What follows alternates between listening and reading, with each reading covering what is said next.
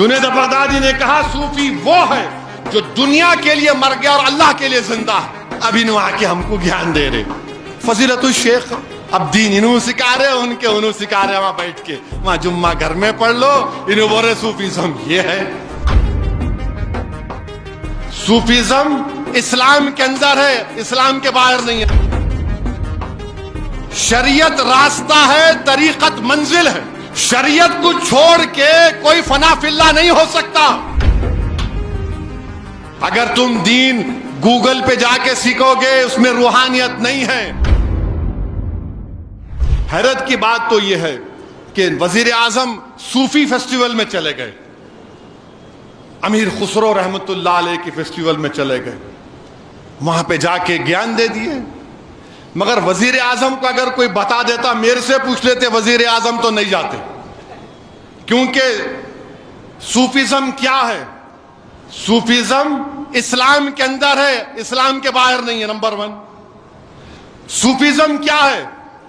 شریعت راستہ ہے, طریقت منزل ہے. شریعت کو چھوڑ کے کوئی فنا فی اللہ نہیں ہو سکتا.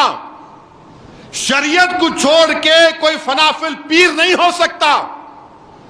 کوئی شریعت کو چھوڑ کے مراقبہ کے درجات پہ بلندی حاصل نہیں کر سکتا. جو شریعت پر چلے گا وہی اس چیز پہ آئے گا. اب موڈی جی جا کر صوفیزم یہ, صوفیزم وہ. موڈی جی یہ امیر خسرو کے پیر و مرشد نظام الدین اولیاء محبوب الہی, اور محبوب الہی کیا بولتے تھے آپ, بادشاہ سے لوگ جا کے ملو, جا کے ملو. محبوب الہی بولتے میں نہیں جاتا بادشاہ کے پاس, میں نہیں جاتا بادشاہ کے پاس. تو لوگوں نے کہا محبوب الہی بادشاہ یہاں پہ آ جائے گا, تو بولے دوسرے دروازے سے نکل جاؤں گا. پھر ایک بہت بڑا بادشاہ تھا, محبوب الہی کو کہا کہ محبوب الہی اگر آپ نہیں گئے تو آپ کے تعلق سے وہ بکواس بک رہا ہے. تو محبوب الہی نے کہا ہنوز دلی دور است. وہ جب تک دلی پہنچے بادشاہ آؤٹ ہو گئے تھے, آف ہو گئے.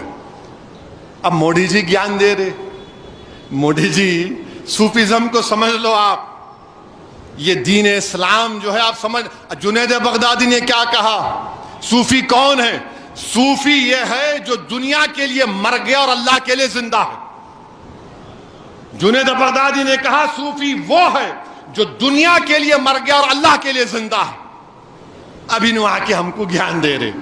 فضیلت الشیخ ہے. اب دین انہوں سکھا رہے, ان کے انہوں سکھا رہے. وہاں بیٹھ کے وہاں جمعہ گھر میں پڑھ لو, انہوں بول رہے صوفیزم یہ ہے. میرے بھائی دین اس لیے کہہ رہا ہوں, دین سیکھو. اگر تم دین گوگل پہ جا کے سیکھو گے اس میں روحانیت نہیں ہے. چوک کی مسجد میں آؤ, اپنے مسجدوں میں جاؤ, علماؤں کے پاس جاؤ, ان کے پیروں کے پاس بیٹھ کر دین سیکھو.